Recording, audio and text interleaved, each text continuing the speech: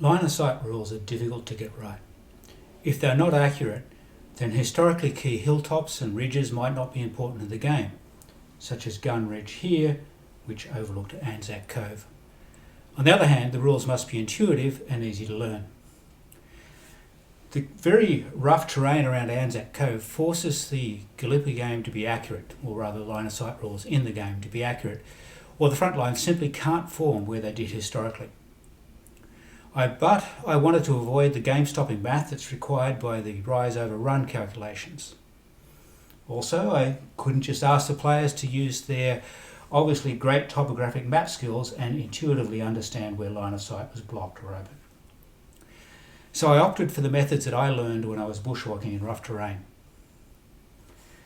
The text in the rulebook is accurate. I have achieved the effect that I desired. However, there are cases where the text can be a little bit hard to read. When we were playtesting Mons at Concept World in 2021, we developed a method using a matrix, which was much faster to use than the text. As I was tidying the matrix up after the convention, I realised that, of course, what I had was actually a decision tree. And so I wrote it out, or rather laid it out, as a decision tree, as you can see here. And I am now going to use this for Mons, and there's a backwards compatible version for Gallipoli.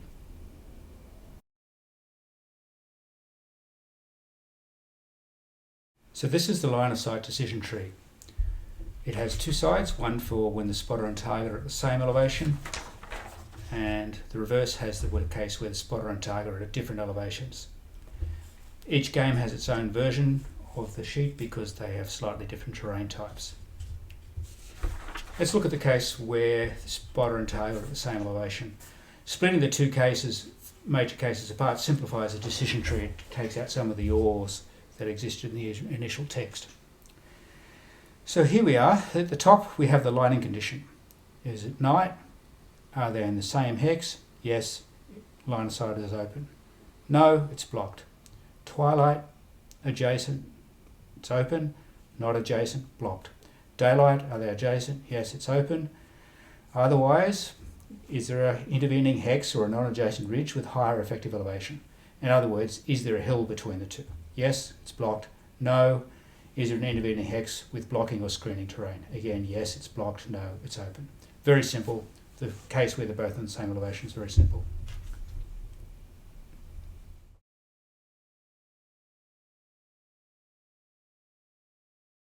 So let's look at the situation where the spotter and target are at different elevations, and we'll start with Gallipoli. Now the situation at the top with lighting is exactly the same. Same is there a hill that's higher than either endpoint. Where it becomes interesting is where you have military crests involved. So here we have Ottoman artillery up on a hill, on a ridge, trying to shoot at an Australian infantry. There are military crests on every single hex here, hex side. So is the low end, meaning the Australians, immediately below a military crest? Well, yes they are, so it's blocked. Now let's go to the situation if we put the Australians here. There are no military crests here, but there is one there, and this scrub, if you remember, is downslope blocking terrain. So is the low end in a contiguous line of downslope blocking hexes? Yes it is, from the military crest. So yes.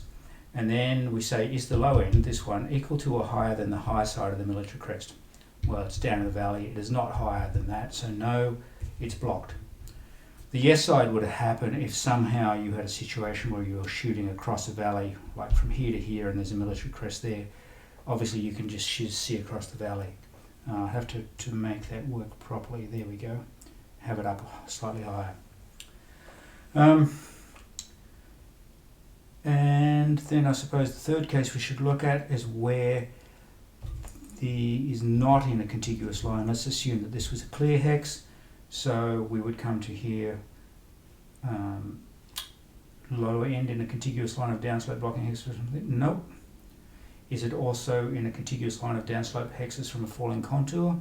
No, it is not. If it were, it would be partial. Otherwise, you go on and check to see where there's an intervening ridge.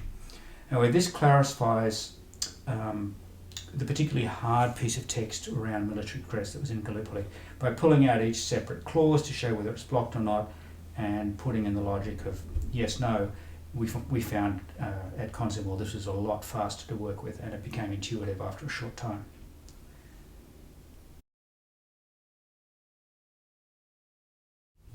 Now for Mons, with the unequal case, the lighting, the initial situations with military crest, intervening hills, etc., all the same. The only difference with Gallipoli is this new terrain type, the screening hex, which is sort of partially transparent blocking terrain, farmland, villages, etc. So in this case, is the low end in a non-clear hex immediately following two screening hexes? And it is, it's blocked. Is it in a non-clear hex immediately following one screening hex? Yes, it's partial. Otherwise, then you go to the case of is there a ridge in the middle, like we had here, and it is partial just like it is in Gallipoli. The easy way to remember it is through the screening hexes is open, partial, blocked. The first one is open, then partial, then blocked. But in order to get it actually clear in the decision tree, we do it the other way around. And are you in the second hex with two screening? Are you in the first hex with one screening? Etc. So that's Mons.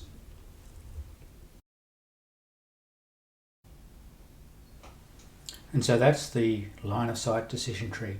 You answer a bunch of questions until you get to an answer. Simple yes, no questions. You only have to think about one thing at a time. Split into two sides, which makes it easier when you're dealing with either same or different elevations. Mons 1914, The Mad Minute, is available for pre-order from gmtgames.com.